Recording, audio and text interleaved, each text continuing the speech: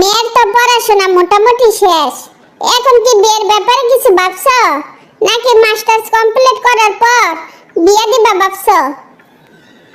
মেয়ে বিয়ে দিবা তা ঠিক আছে, কিন্তু আমার মনে হয় তোমার মেয়ে শাওনকে পছন্দ করে। কোন শাওনের কথা বলছো তুমি? চারতলা শাওন তো আবার কি কথা কও না কেন? আমার কাছে তো মনে হয় অন্তরা চারতলা শাওনকে পছন্দ করে। যে ছেলে ঠিকমতো বাসা ভাড়া দিতে পারে না, তার সাথে আমার মেয়ে বিয়ে দিব অসম্ভব কথা। তুমি মানলেও আমি এই ছেলেরে মেনে নিব না। এত অস্থির হইতাছো কেন? ছেলে তো দেখতে শুনতে খারাপ না, আবার ভালো চাকরিও করে। চাপা মারার আর জায়গা পাও না। ভালো চাকরি করলে আবার বাসা ভাড়া দিতে পারে না কেন? আমার সামনে এই ছেলের কথা আর কোনোদিনও বলবা না। বারে, তুমি আমার সাথে আজারে পেছাল করতেছো কেন? পারলে তুমি তোমার মেয়েরে সামলাও। তুমি যদি যাই না থাকো, তাহলে এতদিন আমারে জানার নাই কেন? তুমি বোকার মতো কথা বলো কেন? সারাদিন বাসায় থাকো তুমি, আর তোমার মেয়ের খোঁজ খবর রাখবো আমি? তোমারে আমি বইলা রাখলাম, এই ছেলের সাথে কোনোদিনও আমি আমার মেয়ে বিয়ে দিব না। এই খবরটা তোমার মেয়েরে তুমি জানাইয়া দিও, ঠিক আছে? এখন আমার এক কাপ চা দাও, পরে তোমার মেয়ের সাথে কথা বলে নিব। অঞ্জু, এখানে বস, তোর সাথে আমার কিছু কথা আছে। বাবা, তুমি কি কিছু বলবা? কি কোনো সমস্যা? না রে, তেমন কোনো সমস্যা না। বলছিলাম কি, তোর তো লেখাপড়া মোটামুটি শেষ। তোর মা চাইছিল ভালো ছেলে পেলে তোর বিয়া দিয়ে দিব। তুই তাইলে কি বলস? বাবা, তুমি যদি পারমিশন দাও, তোমার সাথে কিছু কথা শেয়ার করতে চাই। কি বলবি বল, কিন্তু এমন কিছু কথা বলবি না যা শুনলে তোর মা তেলে বেগুনে জ্বলে উঠবো। বাবা, আমি শাওনকে পছন্দ করি। তুমি মারে একটু ম্যানেজ করে নিও প্লিজ বাবা, না করো না। তোর মা এই কথা শুনলে বাপ বেটিরে ঝাড়ু দিয়ে দৌড়ান দিব, তা কি তুই জানস? বাবা, শাওন কিন্তু ছেলে হিসাবে খারাপ না। হয়তো আর কোনো বাড়ি নাই, কিন্তু হয়তো ভালো একটা কোম্পানিতে চাকরি করে।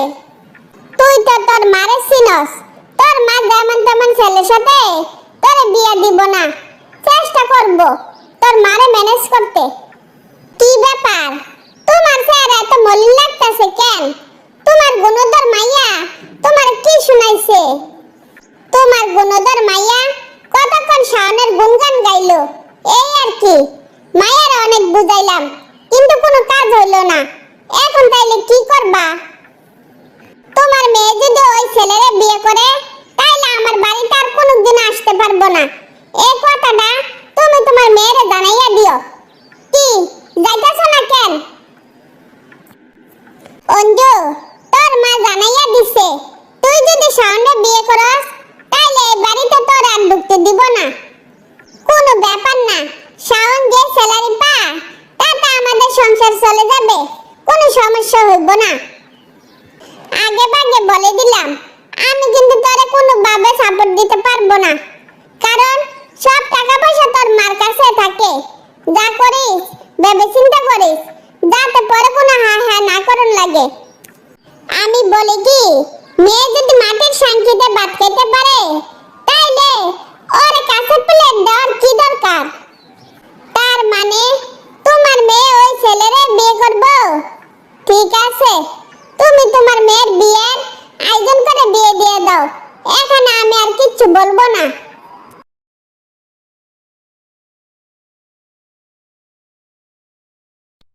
কি রে দোস্ত, বিয়ে করে ফেললি, একবার জানানোর প্রয়োজন মনে করলি না? সরি দোস্ত, আসলে হঠাৎ করে হয়েছে তো, তাই কাউরে জানাইতে পারি নাই। 1 বছর হয়ে গেল তোর বিয়ে হইলো, একবার জানানোর প্রয়োজন মনে করলি না? তা আমাদের এই রাজকুমার কই, দেখতাছি না যে? শাওন, দেখা যাও আমাদের বাসায় কে আইছে। আছেন? ওয়ালাইকুম আসসালাম। আপনি অন্ধুর জামাই? তুই কি ওরে চিনস নাকি? কি রে কথা কস না কেন? ওনারে আমি চিনব না কেন? ওনার রিকশায় করে কতবার অফিসে গেছি, তার কি কোনো হিসাব আছে? তুই এসব কি বলতাছস? তোর মাথা ঠিক আছে তো? আমার কথা বিশ্বাস না হইলে তুই তোর জামাইরে জিজ্ঞেস কর, তাইলে তো হয়। শাওন, নীলা যা বলছে তা কি সত্যি? কি চুপ করে রইছো কেন? কথা কও। রিকশা চালায়, তাতে কি হইছে? চুরি তার করে না, মন দিয়ে সংসার করিস। শুক্রবারে তোর জামাইরে নিয়া আমাদের বাসায় যাইস, অপেক্ষা থাকবো। তুমি আমার সাথে এত বড় চিট করলা কেন? আমি তোমার কি এমন ক্ষতি করছি? কি জবাব দাও না কেন? এখন আমি আমার বন্ধু বান্ধবের সামনে কেমনে মুখ দেখাবো? আমি তোমারে সেদিন বলতে চাইছিলাম, কিন্তু সেদিন তুমি আমার কোনো কথাই শুনতে চাও নাই। তাইলে আমার কি করার ছিল বলো? আমি ভুল করছি তো, আমার ভুলের মাসুল আমি দিব। আমার ব্যাপারে কোনো কথা বলবা না। তুমি কি তাইলে চলে যাইবা? আমার মা শুনলে আমার দারু দিয়া পিটাইবো, আর জায়গা দিব দূরের কথা। তুমি তাইলে কি করবা? আত্মহত্যা করব। আত্মহত্যা ছাড়া কি আর কোনো উপায় আছে?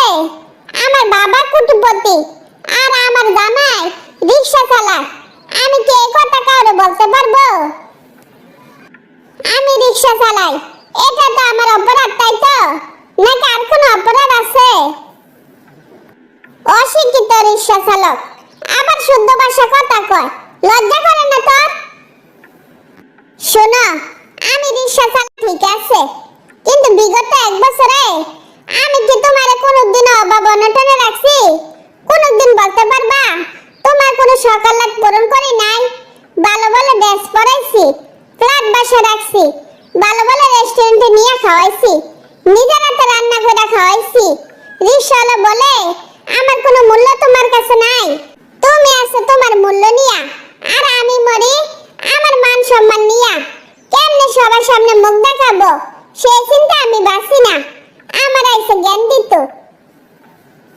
তুমি যেভাবে কথা বলতাছো মনে হইতাছে আমি রিকশা চালাই বলে আমি কোনো মানুষ না।